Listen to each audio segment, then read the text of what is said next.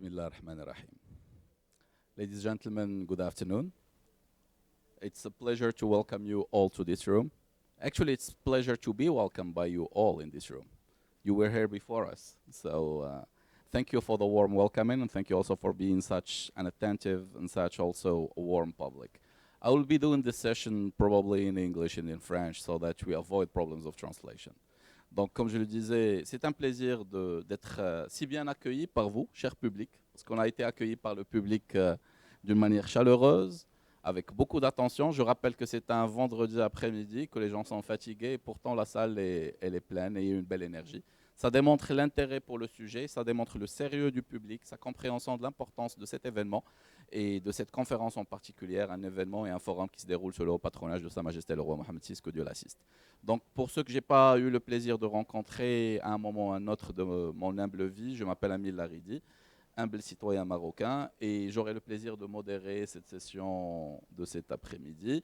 Et à mes côtés, with me today in order to speak about doing business in Africa, the global crisis, how can China help? We have a very rich panel this afternoon, distinguished panel. I will start by the person actually, the distinguished actually sister on my right, Mrs. Irene Ocean. I will ask the public to applaud you. Mrs. Maggie Gu. Applauses, please. We need positive energy on this panel. Mr. Halilu Khalil, my brother from Nigeria. Professor Andrew, who comes from China. Maguette Tembo, mon cher frère. Blaise Mbachi, j'ai beaucoup de frères, on est une grande famille. Mon grand frère et mon cher ami qui vient de RDC d'Afrique, Richard Burton. And Mr. John Paul, who comes also from Nigeria. Nigeria is actually the biggest country in the continent in terms of GDP, in terms of population, which explains the right representation over here. And they have lots of beautiful brains also. So, ladies and gentlemen, with your permission, I will be speaking most of the time in English, exception made when I'm talking to Magete and to Mbachi. Don't hesitate in case you have questions to ask them in Arabic, in French, and whatever other question. We want to have the interaction. First of all, the subject and the topic is very important. Doing business in Africa. That's a topic actually that interests everybody from all around the world, from all continents. But most importantly, interests us as Africans. How can we create jobs in our continent? How can we create prosperity in our continent? How can we create value in our continent? And most importantly, how to solve the problems of security and with respect to sovereignty. And the focus today is also on Africa-China relations. I will be doing this on 2-3 rounds. First round will be by listening actually to our distinguished speakers with some very specific questions that we asked on. And there is a real bridging, there is a real fil d'Ariane between their interventions. I really want you to listen to them carefully. They will not be speaking actually with the langue de bois. They will be actually bringing real solutions to the table and trying actually to tackle the real problem. So I really want you to listen because this is a very unique session.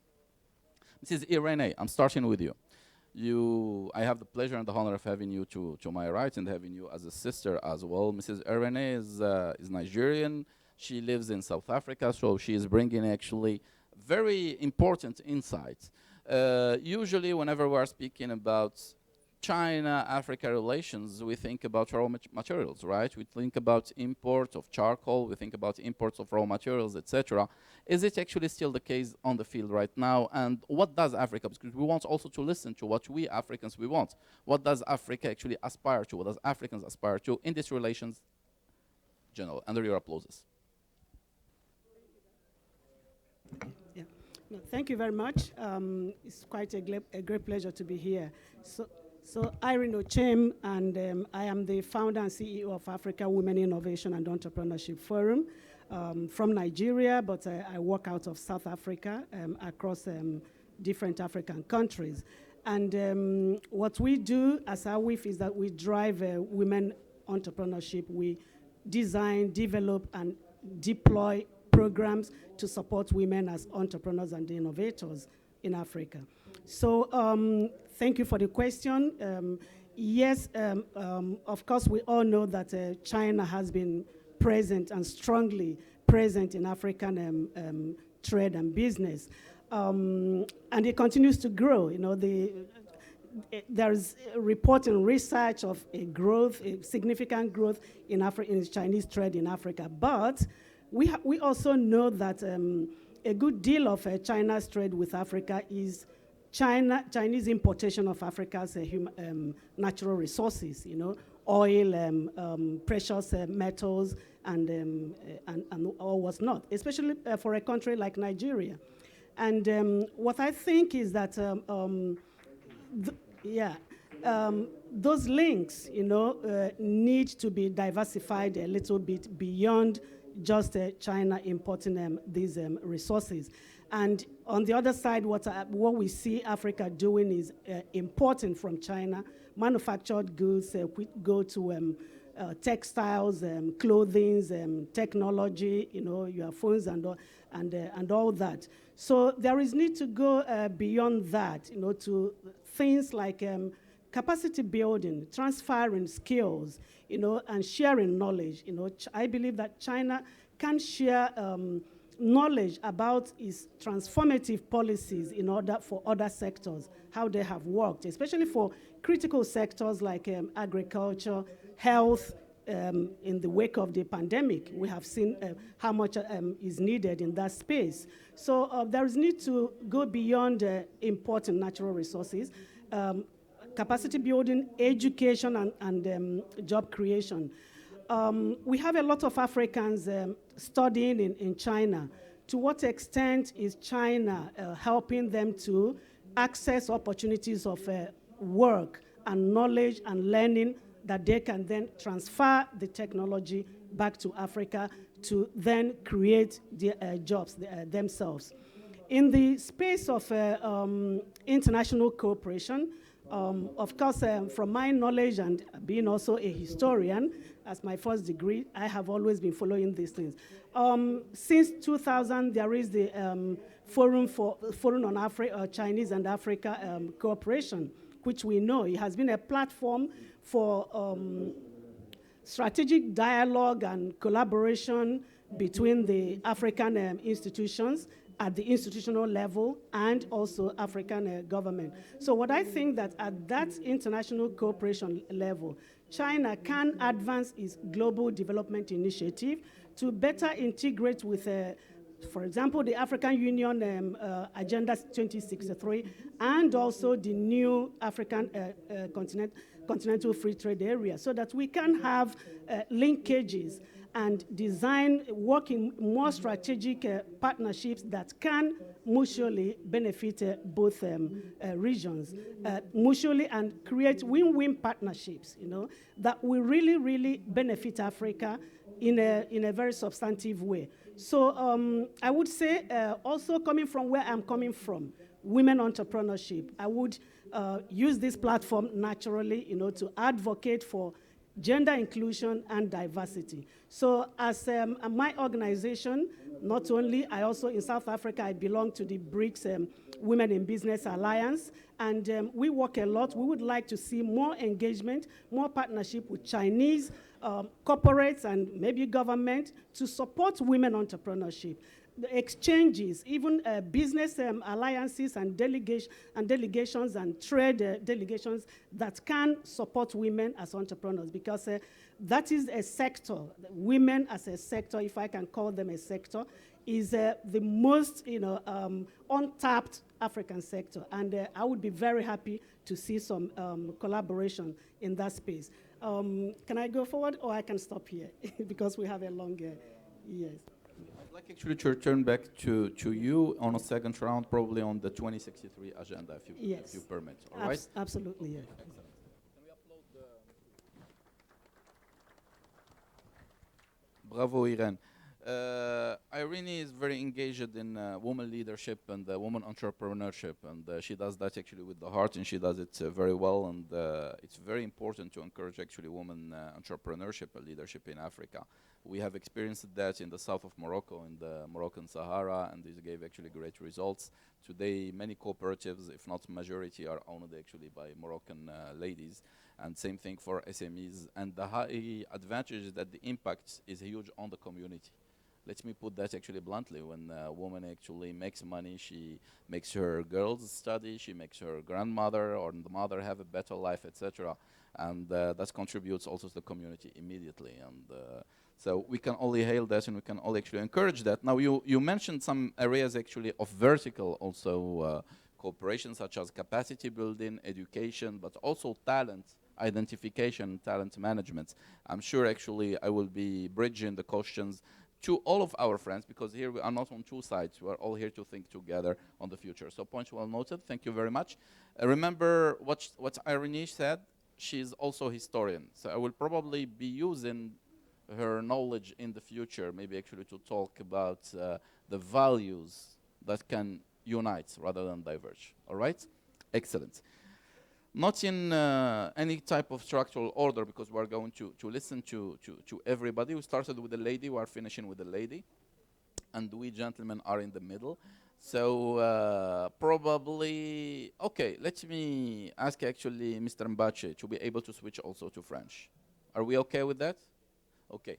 Donc, je vais poser la question en fait en français, c'est une manière aussi de bâtir le pont. Donc là, on vient d'avoir un ensemble de questions de la part de Irene, la nécessité de développement, tout ce qui est entrepreneuriat féminin, la nécessité aussi de faire du transfert de savoir et de compétences, la nécessité aussi de bâtir verticalement à travers l'accompagnement des talents et d'avoir du management qui est local, qui est africain, donc un changement aussi dans la manière de travailler en coopération avec, entre l'Afrique et la Chine. Mais ma question pour toi, elle est double. Déjà, est-ce qu'on parle d'une stratégie unifiée, parce qu'on parle d'Afrique-Chine, est-ce qu'il y a une Afrique-Chine déjà? Est-ce qu'il y a une seule stratégie en fait qui unit et tout le reste? C'est une question à se poser, en tout cas de la part de nous autres Africains, ou est-ce qu'il y a des relations bilatérales en fait qui sont là et qui font un ensemble, ou peut-être en fait à l'échelle des régions? Question première. Donc automatiquement la nécessité d'une stratégie panafricaine, si c'est le cas. Deuxième point tout aussi important, quel levier pour créer de la valeur locale? Parce que la plus grande critique aujourd'hui, on la connaît, en tout cas dans la perception, il y a besoin de créer de la valeur ajoutée locale et de l'emploi local. Donc quel serait en fait votre point de vue là-dessus, Monsieur Mbachi? Je rappelle que Monsieur Mbachi est aussi commissaire aux comptes et expert comptable, donc il vient aussi avec un background stratégique mais aussi financier. Sous vos applaudissements, s'il vous plaît. Merci mon cher Amine, et merci à l'Institut Amadeus pour ce panel de qualité très diversifié. Effectivement, il y a une question qui se pose de la manière de coopérer. Et la manière de coopérer passe déjà dans la manière dont on exprime les échanges. Le titre ici, Doing Business, donc faire des affaires en temps de crise, comment la Chine peut aider.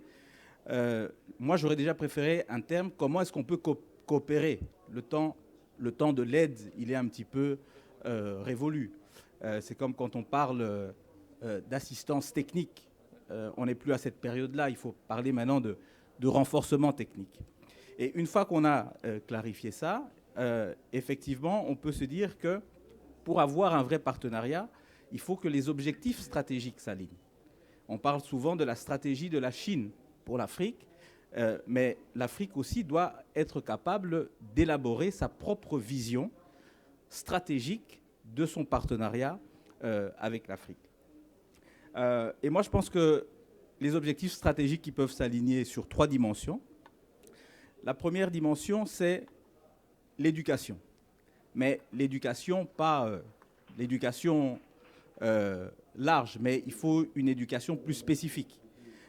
Aujourd'hui, l'Afrique a besoin de métiers techniques, scientifiques, qui vont vraiment la pousser vers le développement. La Chine, par exemple, elle produit 1,5 million d'ingénieurs par an. La Russie, c'est à peu près 450 000. La France, c'est 40 000. L'Afrique est en dessous de ces chiffres-là aujourd'hui. Donc, s'il y a un partenariat qui peut être fait en matière d'éducation, c'est l'éducation scientifique qui est un premier levier. Un deuxième levier, c'est bien sûr la transformation industrielle. Formation d'ingénieurs, pour le dire clairement? Oui, la formation d'ingénieurs. Oui. Le deuxième levier, c'est la transformation industrielle. La Chine a eu une grande période sur laquelle elle s'est concentrée sur les matières premières, on l'a évoqué ici. Mais si on veut passer à la deuxième étape de ce développement, il va falloir que des investissements en matière de transformation se passent sur le plan local. Et donc ça passe par la création d'entreprises à capitaux chinois et africains, des joint ventures, ce qu'on ne voit pas encore assez à mon avis. Mais ça, c'est un deuxième levier sur lequel on peut faire de la transformation industrielle et ça va aussi renforcer les capacités en matière de recherche et développement sur le plan local. Et le troisième levier, c'est l'investissement sans doute de la Chine dans des plateformes, dans des industries logistiques qui manquent cruellement en Afrique. On dit faire les affaires, comment la Chine peut coopérer en temps de crise. Mais la crise a montré qu'il va y avoir une reconfiguration des chaînes de valeur au niveau mondial. Eh bien, moi, je pense qu'il y a des investissements qui peuvent être faits en partenariat entre la Chine et l'Afrique pour que l'Afrique puisse également profiter de cette reconfiguration. Excellent. Je pense en fait que la réponse de la salle et ses applaudissements confirment vos dires, cher Blaise. On est dans la continuité et on va l'être toujours. Là, on parlait en fait du développement de tout un pan de la société que sont les femmes et on se doit de le faire, c'est un impératif. Ici, on est en train de parler d'un changement de paradigme. Il y a de cela en fait quelques années, on parlait d'un paradigme inbound où l'Est exportait vers l'Afrique, où l'Est exportait, c'est-à-dire la Chine et l'Asie exportaient vers l'Europe, etc., avec des chaînes de valeur de 21 jours jusqu'à 28 jours, chose que le Covid a cassée pour différentes raisons. Vous connaissez les problématiques maritimes et les grandes problématiques aussi des chaînes de valeur. Il y a une nécessité aujourd'hui réelle, concrète, de bâtir des chaînes de valeur, oui, longues, mais surtout des chaînes de valeur de proximité, contribuant à la création d'emplois locaux, mais aussi à une autonomie économique locale à l'échelle africaine, diversification des sources de revenus du continent africain pour éviter le yo-yo par rapport aux matières premières pétrolières ou minières, etc. Mais en même temps pour renforcer les liens, parce que la rupture, c'est le meilleur moyen des chaînes de valeur, c'est le meilleur moyen pour perdre ses clients et ses fournisseurs. Donc là, une délocalisation peut-être en fait d'une partie des industries chinoises. Je rappelle que la Chine aujourd'hui est en train de développer sa classe moyenne. Ça veut dire qu'une bonne partie en fait de ces industries, elle n'a plus besoin de les faire quelque part chez elle. D'ailleurs, elle a déjà commencé à le faire dans des pays limitrophes. Je nomme la Mongolie, je nomme en fait le Vietnam et ainsi de suite, le Laos, etc. C'est un secret pour personne. Pourquoi ce ne serait pas l'Afrique également? Une délocalisation locale, création de valeur ajoutée locale, répondant aux besoins de l'Afrique, répondant à la souveraineté aussi industrielle des chaînes de valeur de l'Afrique, mais également aussi à celle de partenaires qui sont dans la proximité. Donc une réflexion en fait très bien faite, et j'aime le point sur la logistique parce qu'on l'oublie souvent. Et aujourd'hui, il y a une rupture mondiale en fait de la matière première, de pas mal de denrées stratégiques. Peut-être qu'on pourrait penser à des chaînes de valeur. Moi, je suis toujours un homme de fédération, hein. Je suis diplomate par l'âme, mais j'aime à fédérer. Et quand on fait de l'argent ensemble, on apprend à se respecter ensemble. C'est très important. Je pense peut-être à des centrales d'achat multinationales, multicapitaux, où tout le monde en fait peut contribuer, garantissant en fait que des produits bien déterminés ne soient le monopole de personne, que tout le monde puisse en bénéficier de continuité, garantissant un revenu bon pour l'Africain, pour le producteur, pour l'ouvrier, mais aussi pour le capitaliste africain, et garantissant de la continuité. En d'autres termes, éviter qu'il y ait beaucoup de middlemen. Donc, point well taken. J'aime beaucoup en fait cette synergie. Il a aussi parlé d'un même point en fait que Irene, c'est celui du management, que le management local et les capitaux en fait locaux, pour qu'en fait il y ait aussi en fait cette logique de joint venture, non seulement dans la gestion, mais aussi dans la création de valeur et de prospérité. Exposé très riche. Je me devais de faire en fait la traduction. Donc je suis tenté de penser toujours en logique de valeur ajoutée, de poser la question peut-être à mon cher ami et frère, monsieur Mbo, qui est un artiste dans l'âme, mais un artiste concret, connaissant le terrain, et ses initiatives sont vraiment incroyables pour l'Afrique. Si vous googlez son nom, vous verrez que la première bande dessinée aux Africains a été développée par lui et par ses fonds propres. Donc c'est la valorisation de la culture africaine pour les jeunes et les moins jeunes, pour bâtir de la valeur verticale. Or cette notion-là, elle est très importante, n'est-ce pas mon cher frère? Parce qu'il faut aujourd'hui que nous, Africains, on soit fiers de notre culture, qu'on la connaisse déjà. Hein.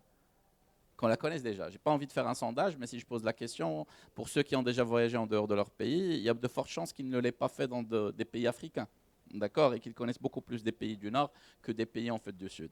Donc il faut déjà valoriser cette culture africaine, la rendre sexy. D'ailleurs en fait c'est le thème d'une de ses campagnes quelque part, et en même temps créer de la valeur en exportant les produits africains comme des produits de luxe, notamment en fait vers la Chine, en inversant aussi la tendance. Donc sous vos applaudissements, Majesté. et écoutez-le avec beaucoup d'intérêt. S'il vous plaît. Bonsoir à toutes et à tous. Merci, mon cher frère Amin, pour cette invitation à ce panel. Et je remercie aussi l'Institut Amadeus pour cette instance très riche de réflexion, mais aussi d'action, d'où le terme think tank, mais do tank, qui est très important. Je suis Majesté, je suis entrepreneur. J'ai créé une marque qui s'appelle l'Afrique c'est chic, l'Afrique c'est chic World. Alors World pour dire l'univers d'une Afrique chic, mais aussi une Afrique chic qui parle au monde. Donc voilà le double sens de l'entité que j'ai créée. Alors aujourd'hui, je rebondis sur le propos de Amin, de mon frère, qui disait que si nous faisons des affaires ensemble, c'est parce que nous nous respectons et c'est parce que surtout nous devons nous respecter. Et pour se respecter, il faut se connaître. Il faut que nous apprenions à nous connaître. Et pour moi, le levier le plus important et l'outil le plus important dans les relations entre l'Afrique et la Chine, c'est la coopération culturelle. Alors j'aimerais faire un focus sur cette coopération culturelle à travers le concept des industries créatives. Alors, j'ai identifié un certain nombre de secteurs d'activité dans ces industries créatives qui, comme vous le savez, représentent un patrimoine historique en Afrique, mais aussi un outil d'influence. La culture, dans toutes les ambassades, vous avez un service culturel. Vous avez un service économique, mais vous avez un service culturel. Ça veut dire que depuis la nuit des temps, les peuples commercent, mais apprennent aussi à se connaître et à partager des imaginaires collectifs. Ces imaginaires collectifs se définissent à travers la culture. Or, l'Afrique, depuis la nuit des temps, que ce soit l'Afrique du Nord, l'Afrique du Sud, l'Afrique de l'Ouest, l'Afrique du Centre et l'Afrique de l'Est, est riche de culture. Et donc, dans les 9 secteurs d'activité que je vais vous évoquer, vous allez visualiser tout de suite le champ des possibles entre la coopération qu'on peut avoir avec nos partenaires de Chine. J'ai identifié comme premier secteur d'activité des industries créatives la mode. Dans la mode, vous avez 80 corps de métier, de la graine de coton jusqu'aux boutiques qui commercialisent les vêtements. C'est dire que ce sont des secteurs d'activité qui sont des gisements d'emploi pour l'Afrique, parce que pour donner juste un chiffre, aujourd'hui, entre 15 et 20 millions de jeunes Africains arrivent chaque an sur le marché de l'emploi. Ça veut dire qu'à horizon 2030, on a besoin de créer entre 100 millions et 200 millions de nouveaux jobs.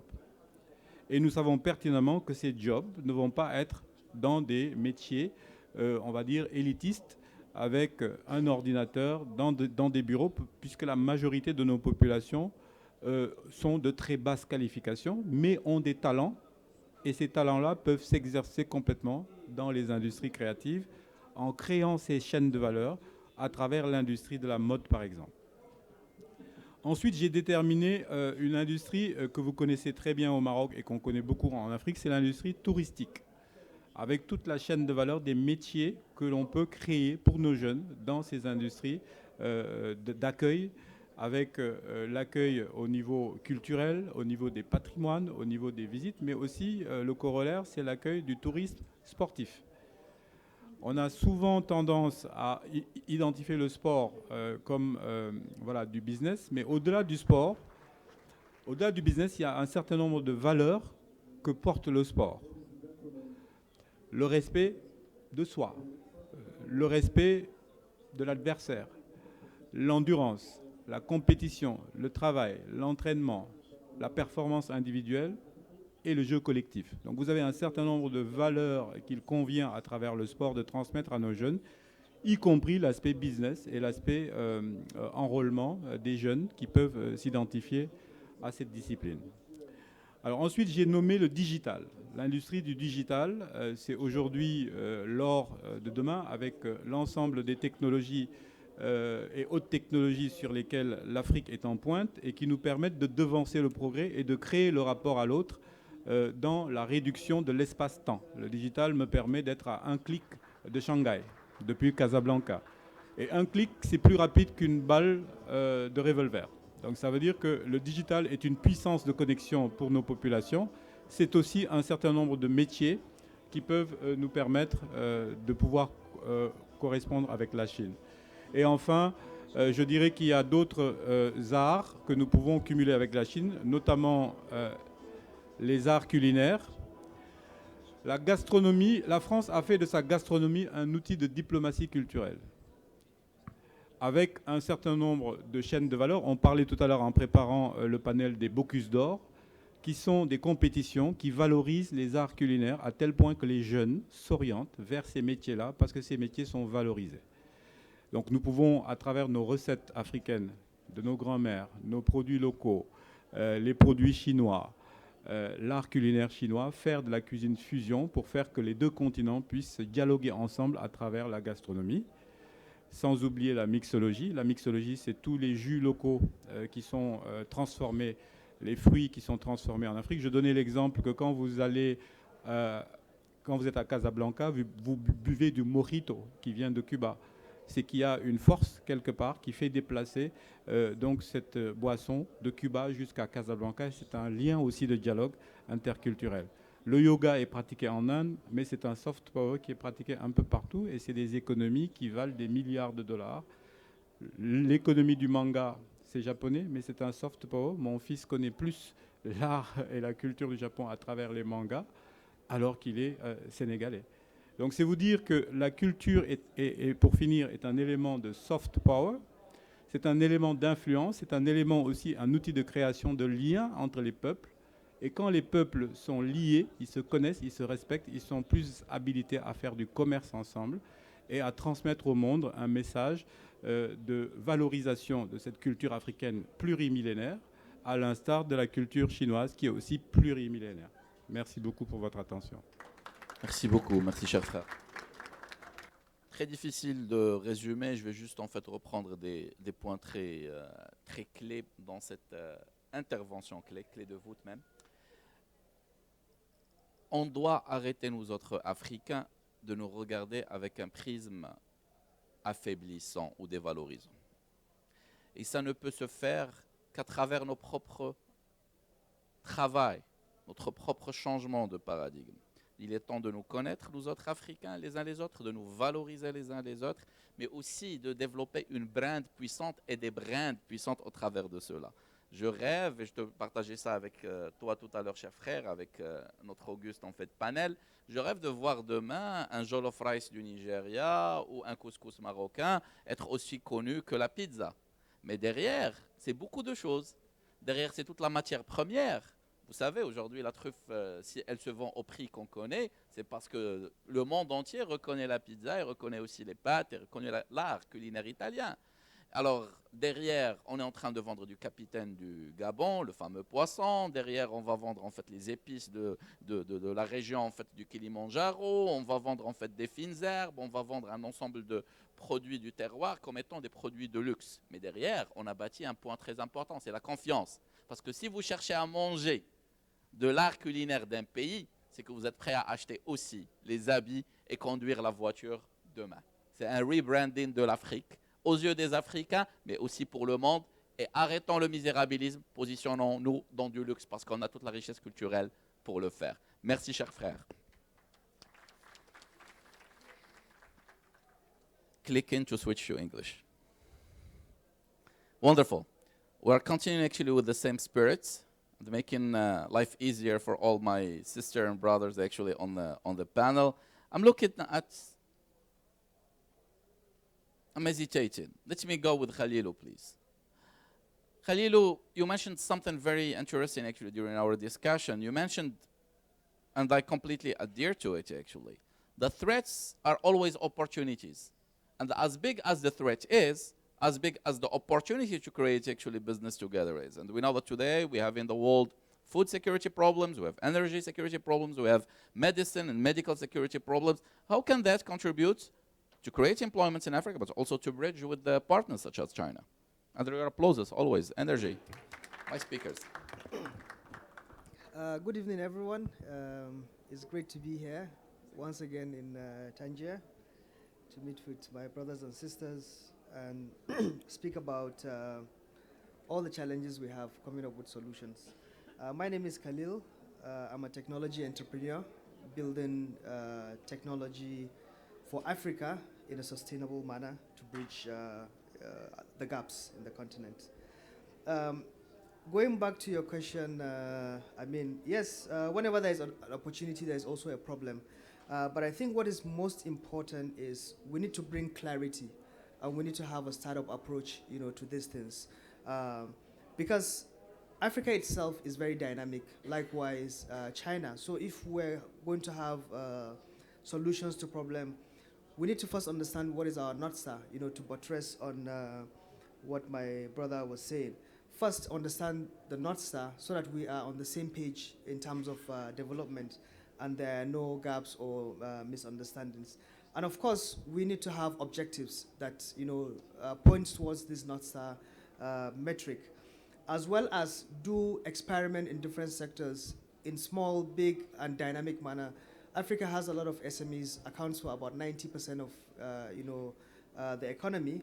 So we need to do this experiment and make them public in order to be able to establish trust, because it's something we don't often talk about, but it's missing. Sometimes there are partnerships, there are value exchange, but when it's time to absorb it, and digest it, there's always that, can we trust this or not? In terms of the priority sectors, for me personally, by my background, I will choose infrastructure. There's a famous Chinese proverb, you want to bring a development to a place, you take a road there. But we are now in 2022 going to 2023, you also have to take broadband there. We've seen a lot of talents coming from Africa. African culture is big now all over the world. There's no party without a Nigerian music. So we need to see how we can make this exchange faster and more adaptable by means of infrastructure, from roads and broadbands. There's also a lot to learn from the agri sector in China. We have similar problems, Africa and Asia. However, China has gone through that, and we can leapfrog. Typically, most Africans haven't had a landline phone, but now if you look, so many have, majority have mobile phones. So Africa is a leapfrog continent, and we can learn all these things, from China and adopt it. And of course, when you're talking about solar, number one destination in terms of sun or sunlight resource in the world is Africa. How can we work with the technology that is already existing in China and have a handshake and make sure that things goes as planned? But what I would like to emphasize on is, despite having all plans, if there is no trust, then there will be a lot of sabotage. So how can we, luckily we have similar culture, but how can we lower the barriers so that between, whether it's government to government, government to businesses, there is that, comfort, and open-mindedness in terms of doing businesses, absorbing each other's culture, consuming technology, and respecting what everyone has to bring to the table. Yes, there is technology from Africa, but it has to be adopted and localized, to suit this kind of market, and how we can have, a bright future together. Thank you. Khalilou, thank you. I will be making the bridge in French. Are you okay with that? So it's a way also how to win the part of the public that couldn't follow in English. No problem. All right. No wahala? No wahala. No wahala, Abi. All right. This is in Nigerian. This means no problem, Alors, je vais parler en fait en français, et c'est pas uniquement pour résumer, c'est aussi pour faire le pont. Khalilou en fait est en train de répondre d'une manière très intelligente, mais en même temps d'une manière diplomatique. En fait, ce qu'il est en train de dire, c'est qu'on a besoin d'électricité en Afrique. We need electricity in Africa. Ça fait partie de l'agenda 2063, 2063, et qu'on a très peu de on-grid interafricain. On peut le faire en off-grid. On peut le faire dans une logique de énergie solaire essentiellement, éolienne et hydrique, d'accord, et qu'il y a une coopération à avoir avec la Chine sur ce volet.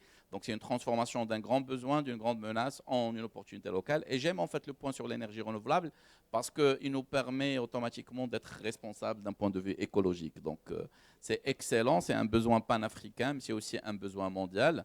Ça permettrait peut-être même à l'Afrique non seulement de satisfaire ses besoins, mais d'exporter. Je rappelle que le Maroc est déjà en fait connecté à au réseau en fait européen et qu'on experte déjà de l'électricité verte comme vous le savez. Il y a aussi le deuxième volet qui est très important, c'est celui du volet en fait agricole qu'on se doit de garder en tête, parce que création d'emplois, ça part aussi avec la masse et l'agriculture avec l'industrie. On parlera d'industrie tout à l'heure avec Andrew.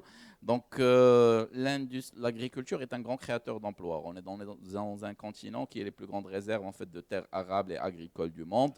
Il faut saisir cette opportunité, mais d'une manière structurée, autour d'une demande et non pas de financement. Il faut arrêter en fait l'aide, s'il vous plaît. Il faut arrêter la logique de l'aide, elle est catastrophique, parce qu'elle est très souvent en fait, elle part là où il ne faut pas, même quand il y a de bonnes intentions. Et quand on part uniquement avec une logique de financement, aussi strict les financements soient-ils, ils partent toujours là où il y a plus de retour sur investissement. D'accord? Mais par contre, quand vous tirez par la demande, c'est important surtout pour l'agriculture, parce que ça évite les déperditions, ça évite la périssabilité, ça permet de construire des infrastructures logistiques pour que ça ne se perde pas, notamment en fait les zones de stockage de froid. Ça permet de construire des routes, parce que comme ça, il y a un bridge entre la zone de production et le port d'export, d'accord? Et le tout est financé par du développement et non pas par du crédit et de la dette. Vous avez compris ce que je fais aussi, n'est-ce pas? Je vois les sourires autour de la salle. Et c'est comme ça qu'on bâtit ici, en écoutant et en rajoutant aussi un tout petit peu. C'est lui qui m'a inspiré. Donc, je complète mon tour avec mes sœurs et frères africains, pour une fois qu'on écoute l'Afrique en premier. Et je vais partir automatiquement vers mon ami Jean-Paul. Jean-Paul, my question is for you. You can get ready for that, my brother.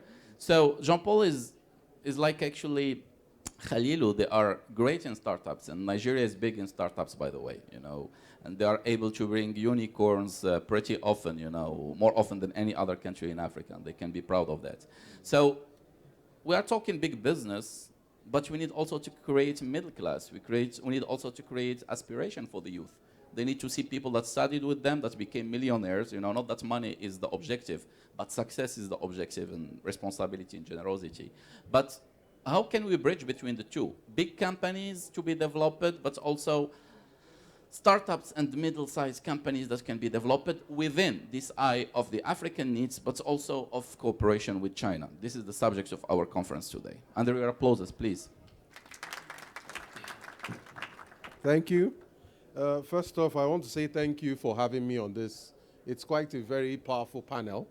And I'm also very happy with the topic, because what has happened in recent years is that the poverty capital of the world has left Asia and is now in Africa. So Nigeria is actually a conundrum. Yes, we produce unicorns. We're the biggest economy in Africa, biggest population in Africa. But the truth is, we're also the poverty capital of the world. And what that means is that China is very symbolic for us, because we would like to replicate in Africa what China successfully did by pulling millions of people out of poverty.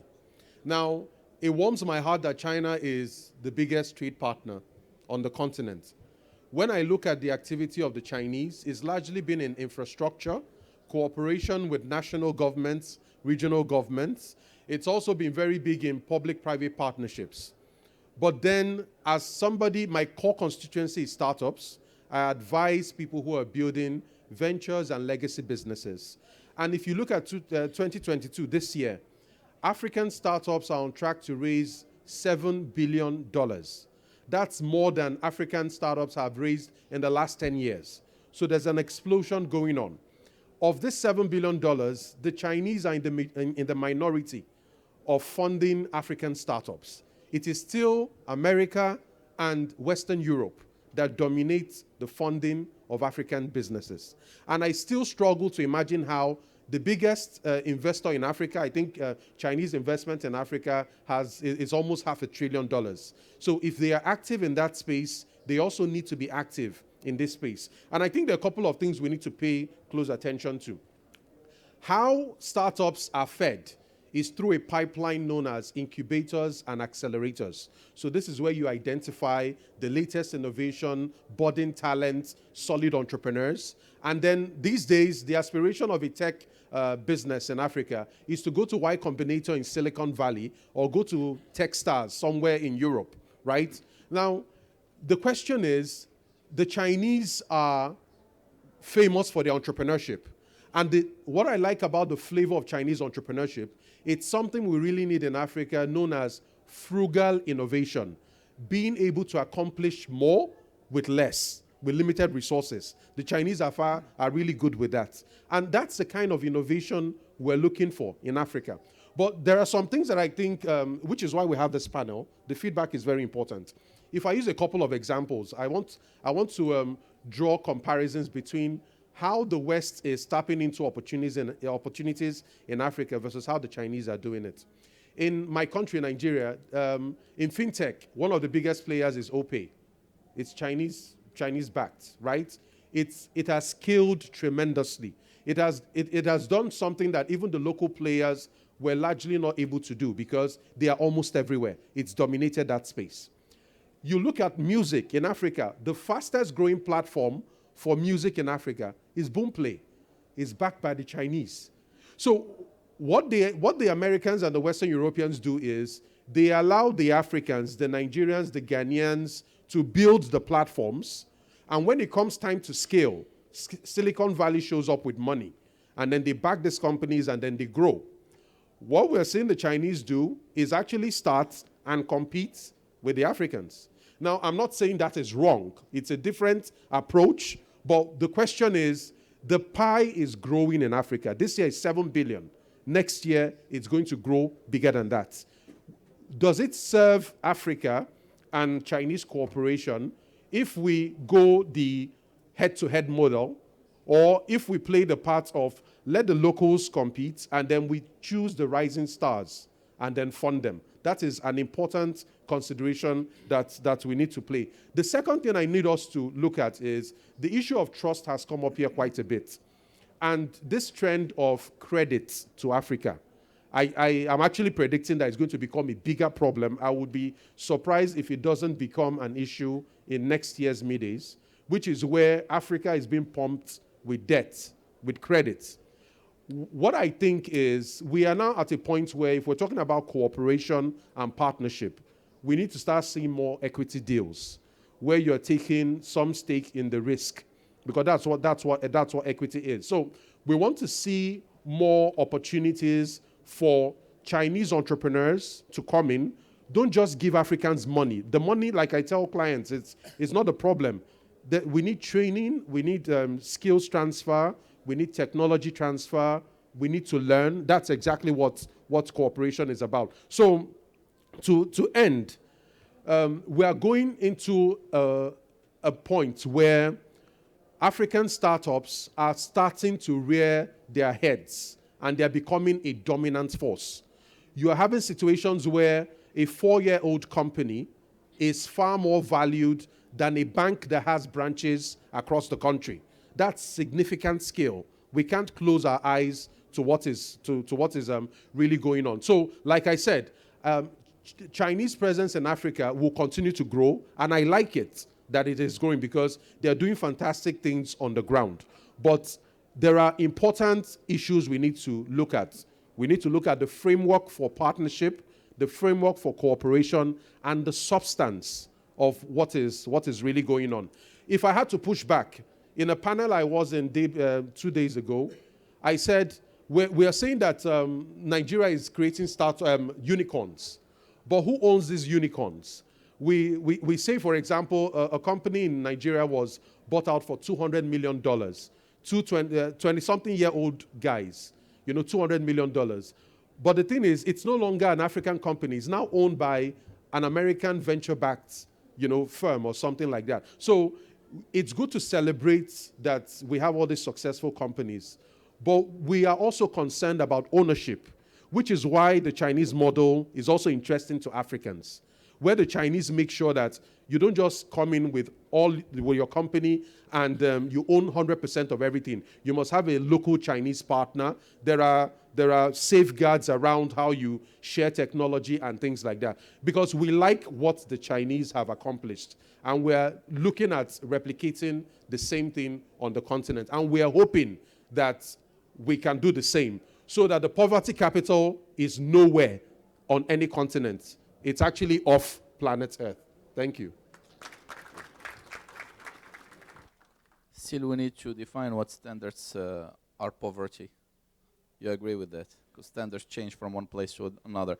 Do you have your permission to continue in French, in the same line? Maybe giving you time to put the head. Donc, Jean-Paul parlait de quelque chose de très important, mais vous voyez que tout le monde est en train de se rejoindre. On parle de création de valeur ajoutée verticale. D'accord, que ce soit à travers l'éducation, la recherche et développement, que ce soit à travers aussi en fait l'encouragement des startups ou à travers le funding, parce que c'est ce que vous étiez en train de dire, c'est le funding, mais en même temps d'une manière nouvelle. Ça rejoint ce que disait en fait Blaise tout à l'heure, c'est-à-dire des joint ventures aussi capitalistiques pour que la locomotive reste. C'est très facile de vendre aujourd'hui pour 1, pour 100, pour 200 millions de dollars, mais demain on n'en fait rien. Et on a perdu en fait une locomotive pour le développement de l'Afrique et pour le développement de son pays, et même en fait un bridge avec le monde. Donc la joint venture capitalistique permet de rester ensemble, permet de garder un pont, permet de créer de la valeur pour l'Afrique, mais aussi pour les pays partenaires. Et c'est quelque part en fait quelque chose de très intelligent. La logique aussi de funding se doit d'être revue différemment. Il y a le project finance, il y a en fait d'autres mécanismes à part en fait la dette classique. D'accord, on se doit d'être ouvert par rapport à ça aussi. Il y a des mécanismes de levier. Je suis sûr en fait que nos amis aussi chinois vont en parler par la suite. Donc point well taken. Et j'adore le fait que vous voulez que l'objectif final soit l'éradication de la pauvreté. Permettez-moi juste de le compléter avec un autre dans la même continuité, c'est celui de l'amélioration des conditions de vie de tous les citoyens. Parce que ce qui peut être pauvre en fait en Finlande ne l'est pas forcément à New York, ne l'est pas forcément en fait à Lagos ou ailleurs, d'accord? Déjà à Lagos, entre les Key Market et Victoria Island ou la First Street, there is a big difference, my brother. On est d'accord par rapport à ça. Très important. Donc là, ils rendent ma vie difficile, mais j'adore ça, parce qu'il y a de la richesse, il y a vraiment de la richesse et on est en train de bâtir ensemble. Alors, chacun d'entre vous m'a donné en fait un pont. Maintenant, entre ces ponts, j'ai besoin de bâtir une locomotive, n'est-ce pas? Et je profite du fait qu'on a avec nous notre ami Richard Button, et qui sera le premier peut-être non-africain, on est tous africains de cœur, mais non-africains de naissance peut-être. Richard, on a parlé, English or French, Richard? English or both, but Français, I prepared my notes in French, in English, so You carry on prefer- in English, if you don't mind. Okay, so I will go with that. I would have preferred that you speak in French so that we can keep Ah the bon, room. parce qu'il y a le public Absolument. majeur, moi, Le public préférait beaucoup j'essaye plus de de France. faire en français. Vous êtes gentil. mais Voilà, Merci. Est-ce qu'on peut l'applaudir pour l'effort supplémentaire qu'il va faire? Merci, Richard. voilà. Donc là, je vais arrêter de l'appeler Richard, ça va être Richard. Comme ça, c'est plus francisé. Alors, Et il faut ajouter les particules aussi, Ah, si bien vous sûr. voulez. Ouais. Merci, cher ami. Merci vraiment. Alors, on a parlé de création de valeur verticale, éducation, recherche et développement, financement, j'en passe, etc. Maintenant, en fait, pour vous, comment construire une locomotive en fait, qui rallierait ces différents éléments? D'accord. Bah, écoutez, merci beaucoup, cher Amine. Merci à l'Institut à Amadeus de m'avoir invité pour cette discussion très riche. J'ai déjà appris énormément de choses de mes co-panélistes. Donc, c'est ma première visite d'ailleurs à Tanger, donc je suis ravi aussi de découvrir cette splendide ville. Aujourd'hui, j'ai la chance de travailler pour un groupe qui s'appelle Tojoy. C'est un groupe chinois. Je suis basé personnellement à Paris, mais Tojoy est le plus grand accélérateur de business en Chine avec quelques 2 millions de membres, entrepreneurs membres au travers du pays. Je reviendrai là-dessus un peu tout à l'heure. J'ai eu une carrière assez longue en Asie, basée à Hong Kong, où j'étais très fréquemment en Chine, bâtissant pour le groupe, un groupe français financier, groupe financier français, ses activités chinoises entre autres. Donc, une autre discussion, mais c'était dans cette optique-là que j'ai préparé mes propos, c'était Doing Business in Africa during a time of crisis. How can China help? Donc, c'était un peu comme ça que j'ai formulé mes réflexions, mais pas que, parce que vous voyez, j'ai beaucoup de cheveux gris. Ça veut dire que j'ai vu beaucoup de crises dans ma vie. Et il y a une certaine certitude que je peux vous dire, c'est que les crises, ça va revenir, et ça va revenir, et ça va revenir. Donc, on y est. On ne sait pas d'où va venir la prochaine crise, etc. Donc, il faut vivre avec. Et je pense que, à nouveau, en observant les entrepreneurs chinois, ils ont vécu ça depuis 40 ans. Depuis l'ouverture de la Chine, ils ont toujours été dans un système de change permanent qui permet... et donc, je pense que pour les entrepreneurs africains, il y a des choses à apprendre en les observant.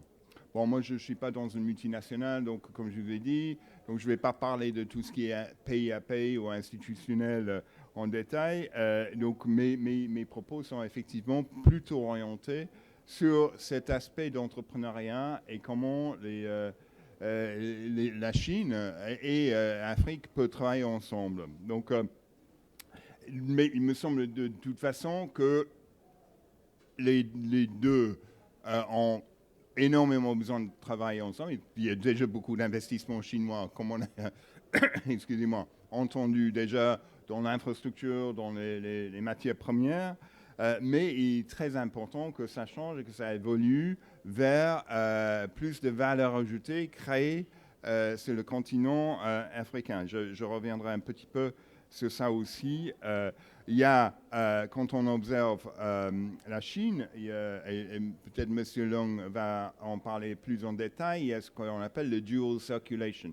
Dual circulation, il y a une composante très importante, il y a l'intérieur, mais aussi l'extérieur. Et donc ça veut dire que la Chine et les entrepreneurs chinois ont tout à fait un intérêt à approfondir et développer des liens très forts avec les entrepreneurs africains. Vous savez sans doute que le caractère chinois pour Crises, c'est Weidi. Weidi, c'est créé de deux caractères chinois, l'un qui veut dire danger, Wei, et l'autre qui veut dire Ji, qui veut dire opportunité. Donc, j'ai déjà entendu ça sur le panel, que dans les crises, il y a l'opportunité. Et donc, avant d'aller peut-être vers quelque chose de plus concret en termes de secteur, etc., je voulais juste parler des entrepreneurs chinois. J'en ai parlé tout à l'heure. Et regardez, moi, il y a trois mots qui me reviennent quand j'observe les entrepreneurs chinois. Et là, je parle des entrepreneurs privés. D'abord, il y a... là, c'est en anglais, donc résistance, enfin, cette capacité de travailler, continuer à travailler, même si les temps sont difficiles, de résister à les changements qui font que ça peut même être dangereux pour leur entreprise. Un deuxième mot, c'est innovation. D'accord, les entrepreneurs chinois que moi je fréquentais, j'ai eu la chance de fréquenter, ont tous été très innovants. Et par ça, je ne parle pas de la recherche fondamentale, je parle de la capacité de prendre quelque chose qui existe et le transformer, donc créer une autre opportunité. Ça, c'est quelque chose qui est en permanence en cours en Chine. Et puis un troisième aspect des entrepreneurs chinois, c'est l'investissement en continu. Ça veut dire que chaque fois, ils investissent, ils réinvestissent, même si les temps sont très très durs, ils continuent à investir, à transformer un produit dans un nouveau produit avec un petit ajustement pour que ça ait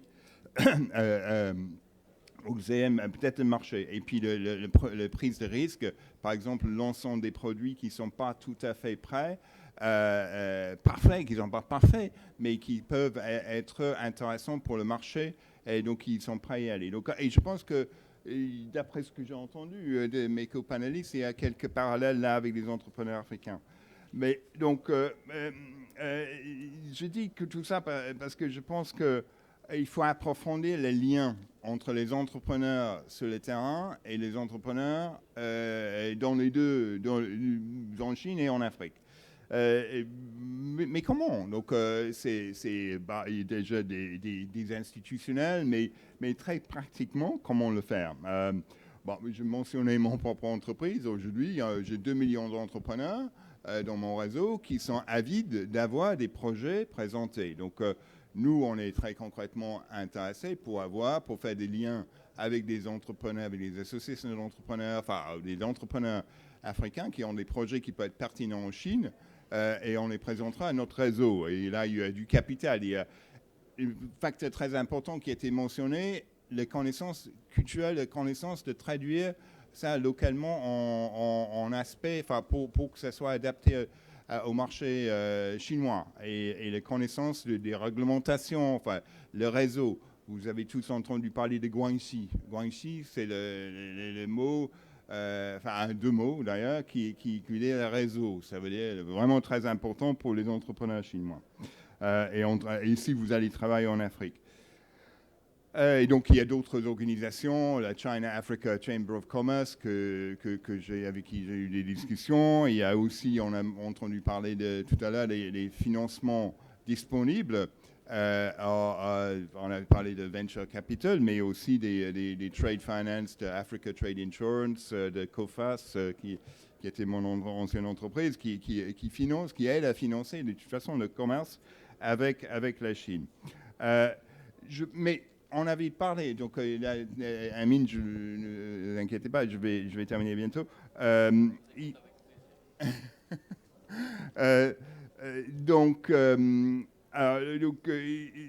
Oui, c'est facile de regarder les chiffres et dire que la majorité d'investissements chinois est dans les secteurs miniers et construction. Ça, c'est quelque chose comme 60% du stock de foreign direct investment en Chine, enfin en Afrique de la Chine, c'est dans ces secteurs-là. Et très peu, que 14%, par exemple dans le manufacturing, value-added manufacturing. Et donc, ça, c'est très important, et c'était un peu ce dont on parlait tout à l'heure dans notre préparation de ce panel. Pour moi, la Chine, face à un contrainte de toute façon, les coûts augmentent massivement en Chine. Donc, moi, je pense qu'il y a un vrai win-win pour que la Chine, les entreprises chinoises, commencent à investir plus en Afrique, mais plus dans la création de valeur, monter dans la chaîne de valeur. Et puis ça, c'est quelque chose que je pense qu'on peut imaginer tout à fait. Et puis, on avait dit que déjà aussi, ça, quand ils fabriquent ici, c'est pour le continent africain, mais aussi, il ne faut pas oublier qu'on est très près de l'Europe, et donc ça c'est une opportunité d'accéder plus facilement et d'une manière moins coûteuse à ces marchés. Donc je vais juste lister, j'avais pensé à quelques secteurs où la Chine et l'Afrique ont tout à fait à gagner. On avait parlé tout à l'heure de New Energy and the Environment. La Chine est un des leaders mondiaux, sinon le leader mondial dans certaines technologies, certaines de ces technologies. Et donc, pour que l'Afrique évolue, certains pays encore plus, il faut qu'il y ait des sources d'énergie renouvelables. Les véhicules électriques, moi j'en ai une, je ne sais pas si vous en avez, mais c'est important que l'Afrique suive cette tendance, et que pourquoi pas, il y a beaucoup maintenant de marques chinoises qui se créent, qui peuvent venir fabriquer en Afrique, fabriquer le véhicule en Afrique pour le marché africain, et aussi pour... Encore faudrait-il qu'il y ait les plugs électriques pour charger les batteries. Justement, quand il y a l'énergie renouvelable, il y a aussi des fabricants de bornes qui peuvent aussi venir pour être une partie de l'écosystème, de tout cet écosystème, si vous voulez. Donc, je parle des batteries, le recyclage des batteries, parce que beaucoup des matières premières qui sont dans les batteries viennent d'ici, donc pourquoi pas recycler sur place pour qu'on fabrique des batteries. Et high-tech, il faut que les fabricants de téléphones, etc., excusez-moi, s'installent ici un peu plus, et on a déjà Tracion, ou quelque chose comme ça, je ne me souviens plus exactement du nom, et très important, elle a vraiment su adapter ses produits pour le marché local.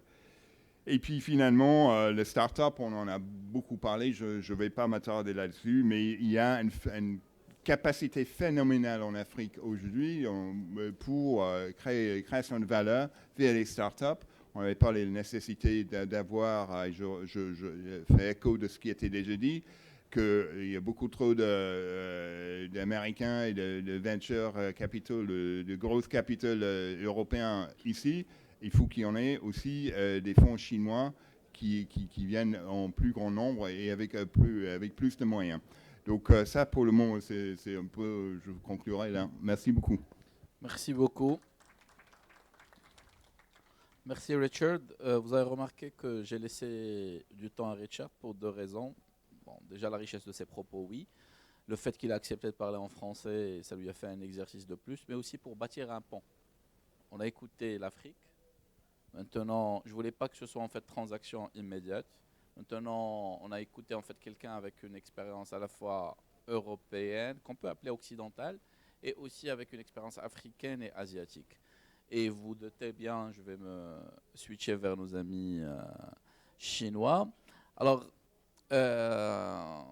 Andrew, I will be asking my question in English, so bear with my basic English. His accent is British and is really excellent, so please bear with my American accent.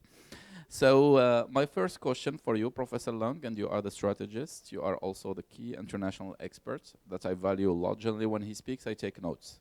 So this is a gentleman really to listen to. And Professor Long, my question is quite actually easy. When we are speaking about Taoism, when we are speaking about Lao Tzu legacy, we are speaking about the transformation of the yin into yang, the transformation of threats into opportunities. There is a lot of threats in today's world. How can those threats be considered as also opportunities of cooperation between China and Africa? And there are applauses if you don't mind. Well, may I answer this? Well, first of all, thank you very much indeed for inviting me here to share this distinguished panel with our distinguished speakers. So I'd like to answer your question directly first before I address some of the more deep-seated challenges in the relationship between China and Africa in the global context. And of course, that China's philosophy goes back to thousands of years. It's not black and white. In black, there could be some white, and white could be some black, and the black and white could also interact. So that's why that's in every challenge is hidden opportunities. And then there is a Chinese old saying that, in fact, it goes back to a long, long time to the dynasties. There was a story which is very, very popular because I only learned my English alphabet at the age of 12. So my early education was entirely in Chinese. I read all the Chinese classics. And there was a Chinese classical story which is very, very popular. That once upon a time, there was a person who was blessed with finding a very rare horse. So he considered himself very fortunate. But on the other hand, soon after, he was drafted into war, and sort of because of the horse, and one of his sons died in the war. So in every kind of and good things, there could be bad things hidden behind. And if there are also difficulties, there could also be opportunities. So that's what is behind this Chinese saying in the Chinese character of risk in two characters. The first character representing a challenge, and the other character presenting opportunity. And it's only by combining these two characters that you have this crisis, the kind of word crisis, suggesting that even in a crisis, there are opportunities. But I'd like to address another issue, because I came from another panel when the American speaker is pointing a lot of very challenging fingers at China, to say that China comes to Africa and trying to load African countries with debt. So it's a debt diplomacy. And also even Chinese vaccines, supplying vaccines to African people with the aim of poisoning some African people, and because China is an evil regime. You can see this kind of rhetoric coming more and more to the fore with this kind of geopolitical rivalry between a rising power, which is of a different culture, of a different civilization, which is perceived to be challenging the dominance of a Western-led superpower. However, it's not just a one-sided thing. I'm not accusing my good American friend. In fact, he was a very, very good friend of mine. He treated me to lunch last time. And then we're going to share the panel tomorrow on U.S.-China relationships in the afternoon. And he said, well, should we treat each other nicely? I said, no, we should really kill one another. That's my no my killing mantra. in Morocco, land of peace. yeah, right. But I think that there's a bit of truth on both sides.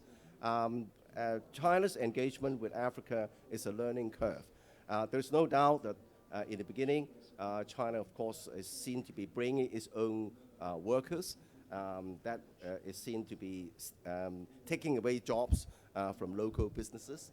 And of course, the Chinese companies paid less attention or no attention at all to the environment, and there is lack of transparency, and so on. So, but this story about indebtedness is being exposed as more or less a kind of travesty of truth, because according to a distinguished professor with the Johns Hopkins University, Deborah Brodicom, and she has been doing a lot of studies in Africa, and she said, and her findings suggest that most of the African countries are indebted in one way or another, but they still need investments to grow their infrastructure, to building more schools, hospitals, highways, utilities, because without these capacity, they can only rely on aid and then creating an aid addiction. So this is part of the story. But in fact, China is now learning more from this experience. And so in the Belt and Road Initiative, for example, China is now working more closely with international organizations like the World Bank and then with local stakeholders. Now, coming back to China's engagement with Africa, I think we are now in a new era. One of our co-panelists was referring to the circular economy, which is a new strategy in China. Circular economy means China can no longer rely only on exports, because the exports, is especially energy-intensive exports, and sustainability is becoming a big issue in China, not only because of the climate, but because of national security, because all the renewable energies are homegrown. China does not have to depend on the importation of energy, subject to a lot of geopolitical risk, as energy passing through the Malacca Strait in Asia and through the port of Hormuz near Iran, events beyond China's control. But apart from energy security, the whole economy is now changing, moving to a higher plane. And so this translates into China used to be the factory of the world, concentrating largely on energy-intensive, labor-intensive kind of industries, creating a lot of jobs, but the value added is not able to sustain China's next stage development because wages are rising, and then all sorts of constraints are happening. The demographics, for example, China's getting old, with more and more, less and less people supplying more and more old people, as it were. So China needs to move to a higher plane. But all these ecology of manufacturing, they've got to find an outlet. So you are seeing in Africa the establishment of special economic zones. Now, there are 5 or 8 special economic zones, a lot of them trying to grow some of these industries, which can create a lot of jobs. Because no country can just leapfrog immediately to the high end of the technology ladder. You've got to start from the top, from the bottom. You've got to create jobs for most of the people. So you can see a lot of the special economic zones. And also, we talk about the small businesses, and through the digital technology, it's possible for the small businesses in Africa to connect with what's happening in China. Of course, China is now leading the world in digital commerce. Talking about digital commerce, it also plays an instrumental role in lifting a lot of people out of poverty in the most remote regions in China. How? Because in recent years, in the past 5 or 6 years, you see some of the villages in backward villages in China, deep in the mountains, is even with the infrastructure in China, it's not possible to reach them. How are they going to sell their products to the world? But with the digital economy, a lot of the marketers using streaming, with social media, are able to showcase the kind of products of a village, of a certain small business in Africa, and sell them to the world. Because the e-commerce, together with delivery systems, and then with even nearby customers, they use drones to deliver goods as well. So I think the digital economy creates a lot of opportunities, apart from marketing, sales, but of course on the creative industries now. As China moving to a higher plane, there's much greater area for cooperation between China and Africa in arts, in culture. Like China, Africa has a very long history, going back even more years, more decades, a millennium. And I think that there is a lot of common ground. But suffice it to say that both China and Africa are entering into a new era where there are so many challenges, geopolitics. In fact, President Xi Jinping referred to 4 traps. The first trap is called the Tacitus trap. Tacitus is the name of the Roman emperor. What does Tacitus trap mean? That means if someone doesn't trust your system, no matter how good you are, you would be blacklisted. People won't trust you. The second, of course, you heard, is called the Thucydides trap, when a sitting power is seeing the challenger emerging. Then, according to studies of the Harvard Kennedy School, Graham Allison, in 12 out of 16 cases that ended up in war. So it's called the Thucydides trap. The third trap, also entrapping a lot of developing nations, of course, is the middle income trap.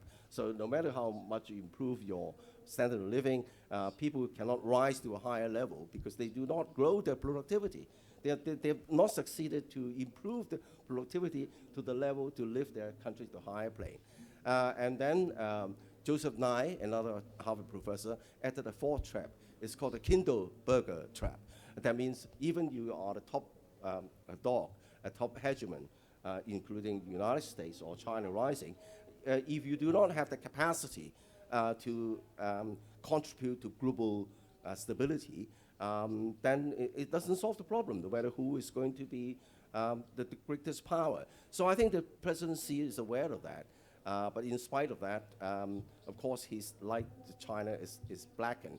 Now, I'd like to finish off with a last point, which is very instructive. When I talk to other forums in Ghana and before, I highlighted this case study that somehow, even if you borrow kind of model from China or from other countries, somehow the kind of benefits do not trickle down because you do not have the infrastructure. I'm not talking about physical infrastructure. I'm talking about the manpower, the kind of related businesses. If you don't have this ecology, you cannot capture the kind of benefits from another country. A quote case study is from Botswana. Now, Botswana, of course, is a country rich in diamonds, especially the bigger diamond kind. But then most of the profits are captured by De Beers, the world's largest diamond company. So Botswana, Andrew, in 1 minute, if you don't I'll finish in 1 minute. And then they pressure De Beers to come up with a training program, training up their technicians for diamond cutting. So suffice it to say that Botswana is now one of the top-ranked diamond cutters in the world. So I think it's a lesson to be learned by other countries in Africa. Excellent conclusion. Thank you very much. Thank you, Professor Long. We listened with great interest to what we as Africans, when we are not as diverse as we are, we're not representative of all of Africa, but still, we listened to what we want, and there was one convergence point: fighting poverty, creation local value, and building respect and trust. Don't we agree on that? And integrative growth, woman and the man, youth. Okay. We listened to the bridge on how actually to transform threats into opportunities while creating local value. Now we get to listen to Mrs. Maggie Gu. And again, none of them is the official representative of China, so let's be very clear on that. but they are bringing insights, deep insights, high-level insights. Maggie is the president of Tomorrow Foundation, based in Geneva, one of the most influential international foundations. She's Chinese, but she's also an international citizen. She works a lot with Africa. I know that she knows Africa very well in depth, but she knows also PRC in depth. And she knows other also countries in the world. She operates a lot also in the US. So I'm really interested personally, and I'm sure that we all are, to listen to her point of view and her éclairage, her insights. And I would like to structure that around 3 big axes, if you don't mind, Maggie, with your permission. I have 3 questions. Feel free actually to answer them actually in the order that you wish. While listening, there was a lot actually of interpolation of the past, of the culture, of the history. And without going very far into history, we know that Ibn Battuta left Tanger to go actually to China, throughout actually India and most actually of the known world back then, and that Zheng He also arrived to Kenya, you know, some centuries afterwards. So the history between the two nations, even the modern one existing, is rich. When we read Confucius and when we read actually Lao Tzu, we also find a lot of common grounds with our rich African culture, the respect of the elders, the respect of the family, being trustworthy, being actually building respect, and etc. So my first question is related to that. How can actually the rich culture of the two backgrounds can build bridges between Africa and China in a respectful way? Because we need a common ground, common actually culture that serves the interests of Africa, but also of China, and also by keeping open to the world in terms of multilateralism. Second point, and this is actually personal solicitation, if you don't mind. We spoke a lot about debt, we spoke a lot about funding. What's new, what's coming? Because we know what already exists on the field.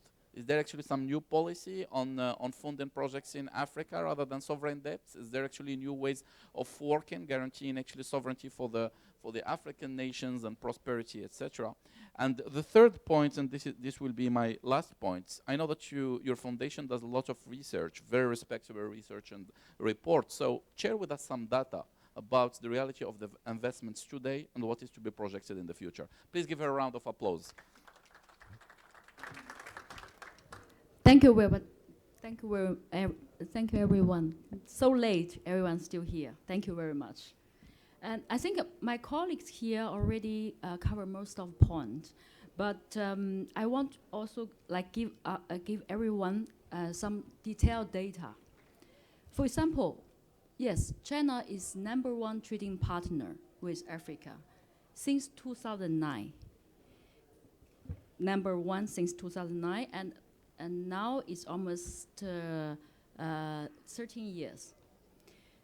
And also, I don't know everyone know the volume of this trading in 2021 is $254.2 billion trading volume.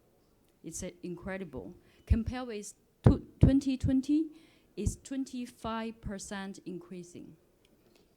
And then in this volume, 50% is high-tech, electronic, and other tech goods, the product. So I guess everyone think about like phone. Yes, as my colleague already mentioned this. This is the number I want to give to everyone. Second number I want to give to everyone is we're talking about foreign on China-African cooperation.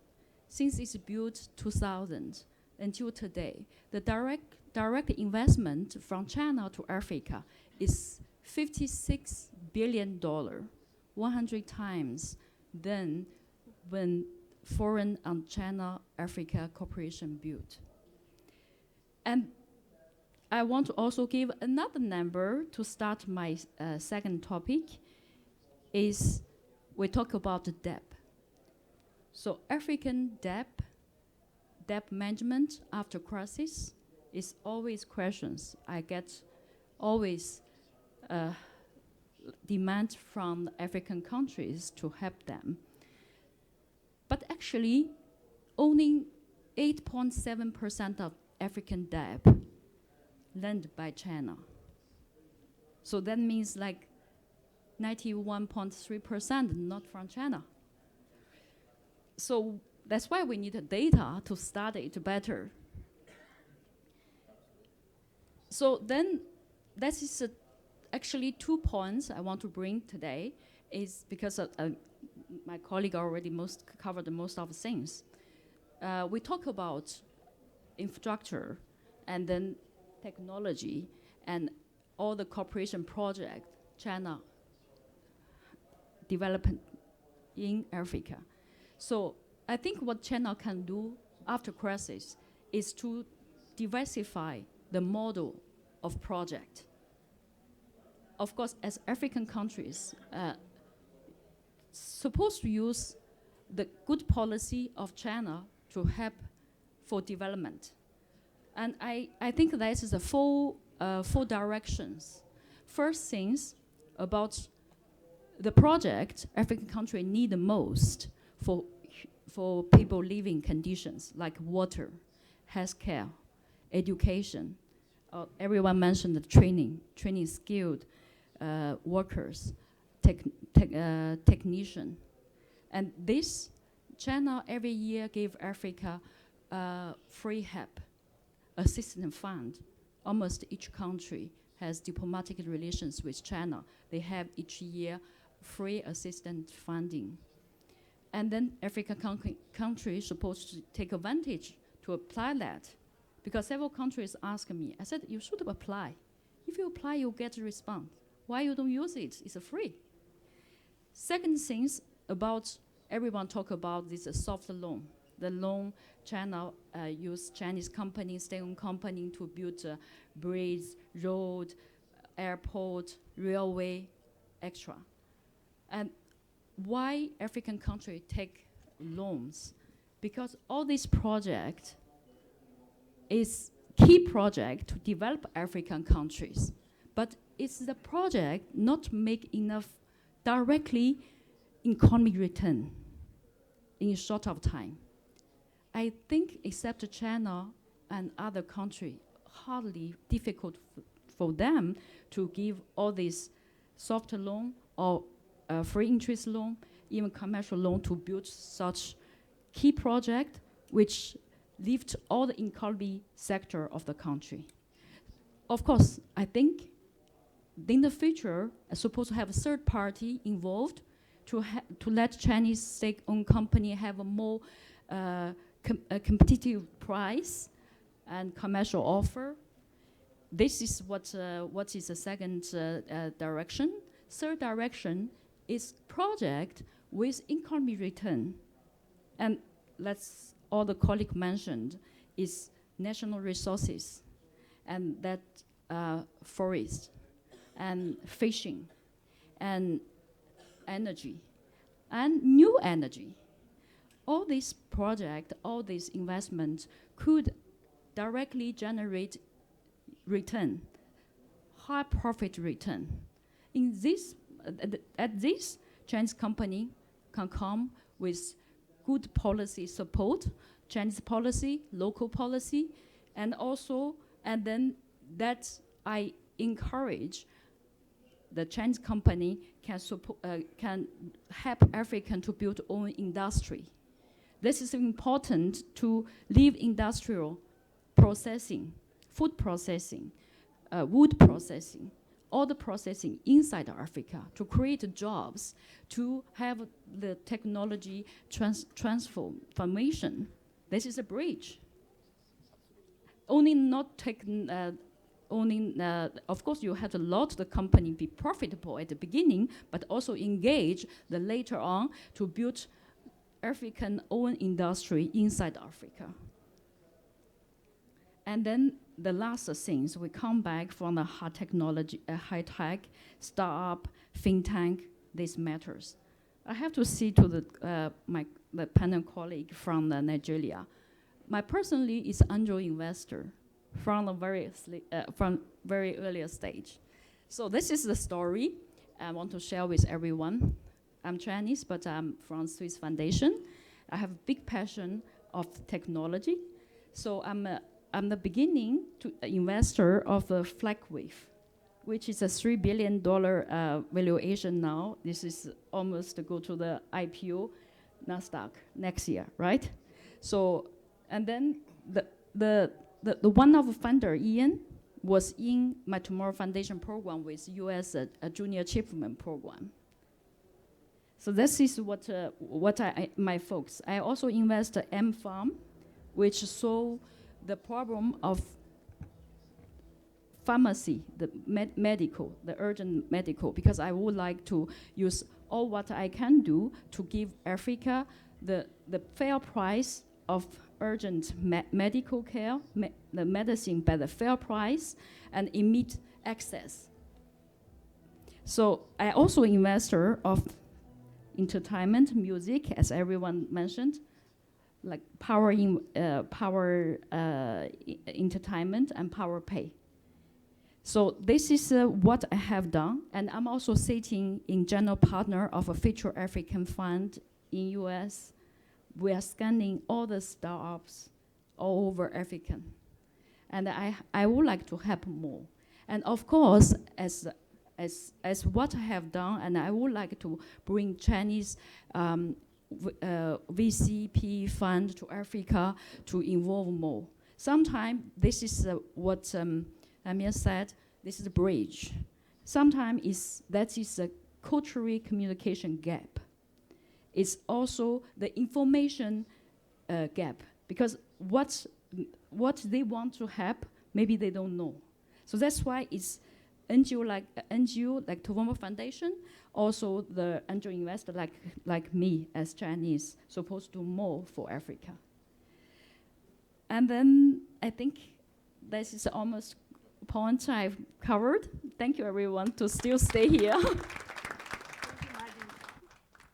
You can hear the woman gratifying the lady. So the two ladies are already applauding each other. So what can I say more? Calm, factual, crystal clear, convincing, and most importantly, engaged. What can we expect more? And this is actually, on personal notes, I know Mrs. Go since actually many years, and she's a very honest person. So when she speaks, yes, she had actually passed as an international diplomat, but she speaks most importantly with the heart and the bad factual things that are happening in the field. And I think this is the kind of things that we all need to do, to switch from vision, from theory, to work into action, to bring the right people into the table. We spoke very frankly this afternoon. We spoke in a very crystal clear way. We heard Africa first. We heard the aspirations first.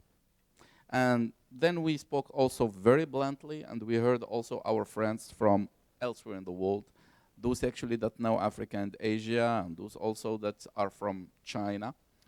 We spoke also about multilateralism, even though we didn't mention it, right? We spoke about, because the objective is to build one prosperous, independent, and sovereign, actually, Africa of sovereign nations, right?